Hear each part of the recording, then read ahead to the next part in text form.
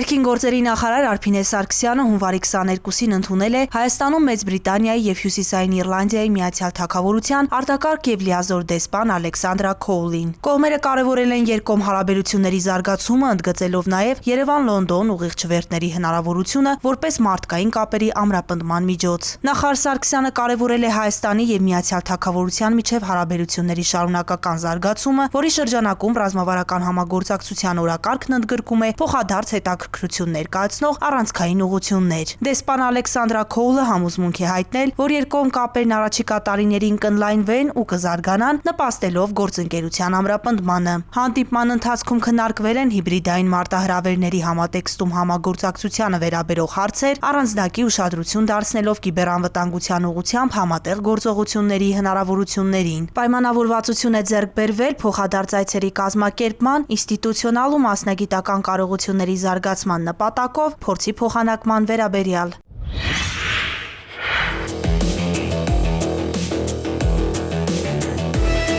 Վաղ տարիքից մեզ սովորեցնում են տնից դուրս գալիս կողպել դուռը ուշադիր լինել դրամապանակին, սակայն այսօր սեփական անվտանգությունը պետք է ապահովել ոչ միայն իրական, այլև թվային աշխարհում։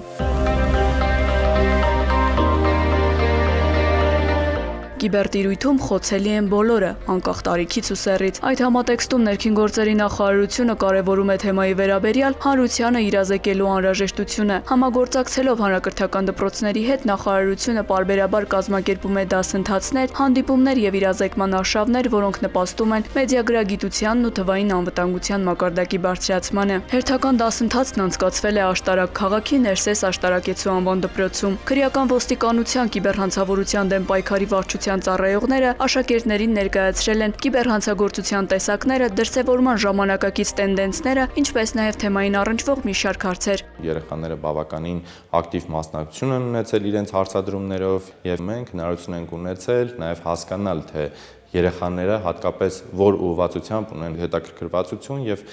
ինչպիսի խնդիրներին կարող են բախվել, որոնք որ օրինակ իրավապահ մարմինները հնարավոր է տեղյակ չլինեն։ Դասընթացի շրջանակում ընդգծվել է սոցիալական հարթակներում անհատական հաշիվների եւ անձնական տվյալների պաշտպանության կարեւորությունը։ Ներկայացվել են կիբերբուլինգից խուսափելու եւ դրա կանխարգելման մեթոդները, ինչպես նաեւ թվային միջավայրի վտանգներն ու սպառնալիքները ճանաչելու եւ դրանցից պաշտպանվելու քայլերը։ Ներքին գործերի նախարարության հետ համագործակցությունը շատ կարևոր է,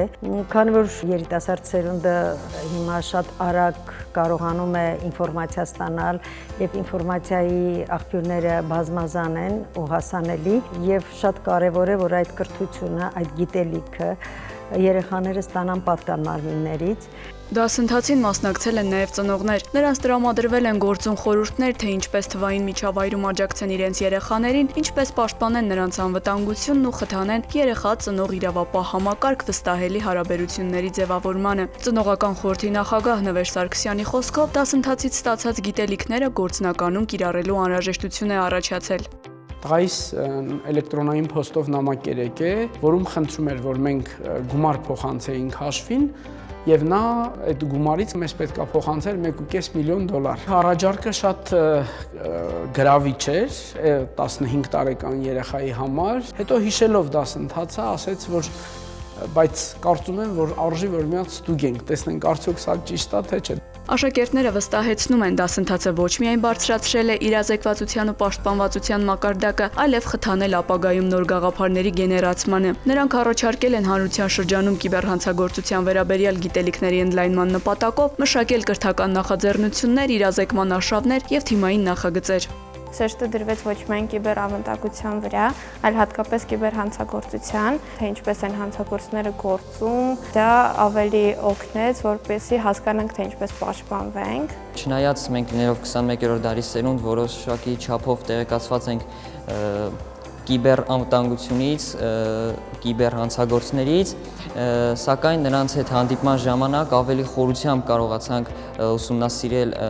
կիբերանվտանգությունը։ Խոսվեց կիբերհանցագործությունների տարբեր տեսակների մասին, կիբերհանցագործության տարատեսակ է նաև կիբերբուլինգը։ Քչերը գիտեն, սակայն ներկայումս եւ բուլինգը եւ կիբերբուլինգ կատարած անձիկ եւս ենթարկվում են պատժի։ Նման միջոցառումները բավականին էֆեկտիվ են, սակայն տարիքային մեծերը ավելի քիչ են տեղեկացված։ Առաջարկս այն է, որ տարիքային խումբը ընտրվի ավելի մեծահասակների շրջանում։ Երիտասարդների իրավագիտակցության, մեդիագրագիտության, իրազեկվածության բարձրացման ուղղությամբ ներքին գործերի նախարարության կողմից իրականացվող միջոցառումները շարունակական են։ Խնդրեմ, ծանոթացեք, ստորագրեք։ Իսկ ես կարող եմ բարեկ դառնալ։ Երևի։ Իսկ տարիքային սահմանափակում կա։ 18 տարեկանից սկսած։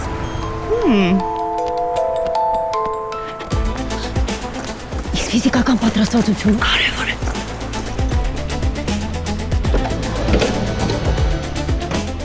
Իսկ վարորդական իրավունքը պարտադիր է։ Պարտադիր է։ Իսկ եթե չունեք, ժամանակ կտանք, սովորեք եւ ձեռք կբերեք։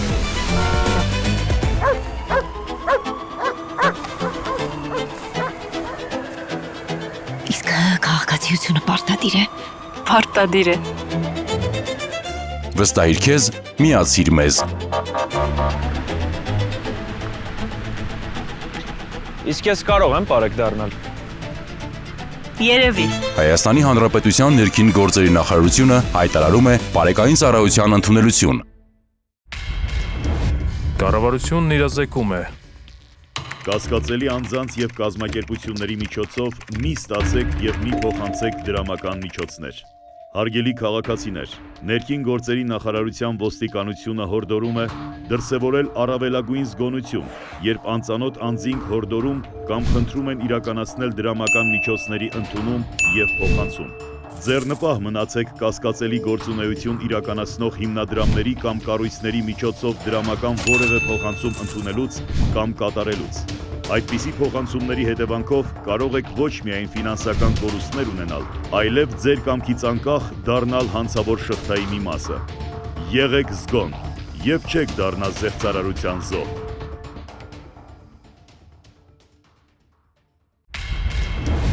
Կառավարությունն իրազեկում է։ Հայաստանի Հանրապետության ներքին գործերի նախարարության ոստիկանությունը հորդորում է. Հարգելի քաղաքացիներ, որևէ պատրվակով անծանոթ անձանց մի տրամադրեք անձնագրային եւ բանկային տվյալներ։ Մի փոխանցեք նաեւ համացանցի տարբեր հարթակներում գրանցված ձեր անհատական հաշիվների մուտքանունները, գաղտնաբառերը եւ SMS ծանուցմամբ ստացված մեկանգամյա կոդերը։ Նշված անձնական տվյալները փոխանցելով այլ անձանց, հավանական է, որ դրանք հետագայում օգտագործվեն տարբեր հանցավոր սխեմաներում ներգրաված անձանց կողմից, եւ արդյունքում կարող եք ոչ միայն զրկվել ձեր էլեկտրոնային դրամապանակների, բանկային հաշիվների, անհատական հաշիվների հասանելիությունից, այլև դառնալ ֆինանսական հափշտակությունների զոհ։ Հանցավորների ձեռքում հայտնված տվյալները կարող են օգտագործվել նաեւ այլ հանցագործությունների կատարման համար։ Եղեք զգոն, պահպանեք ձեր անձնական տվյալները։ Օգտակար խորհուրդներ վարորդներին ձմռանը երթևեկելիս։ Վարորդներին խորհուրդ է տրվում ձմռանը երթևեկել բացառապես ձմեռային անվադողերով, պահպանել տարածություն դիմացի մեքենայից, կտրուկ չարգելակել կամ փոխել արագությունը, փորձել վարել մեքենան ճամփեզրին մոտ, որտեղ կա նստած ձյուն։ Ինչ անել, երբ մեքենան արգելափակվել է ձյան մեջ։ Առաջին հերթին պետք չէ խուճապի մատնվել։ Ավելի լավ է փորձել փոսփորել արգելափակված անվի տակ եւ դրա տակ դնել հենարանային մակերես, օրինակ սրահի գորգը։ Դա կօգնի բարելավել ձգողականությունը եւ հաջողությամբ դուրս բերել մեքենան արգելափակումից։ Մերկասառույցը խիստ վտանգավոր երևույթ է, միշտ հետևեք եղանակային կանխատեսումներին։ Հիշեք խորհուրդները եւ եղեք պաշտպանված։ Եթե հայտնվել եք արտակարգ իրավիճակում, անհապաղ զանգահարեք ներքին գործերի նախարարության փրկարար ծառայության 911 հեռախոսահամարին։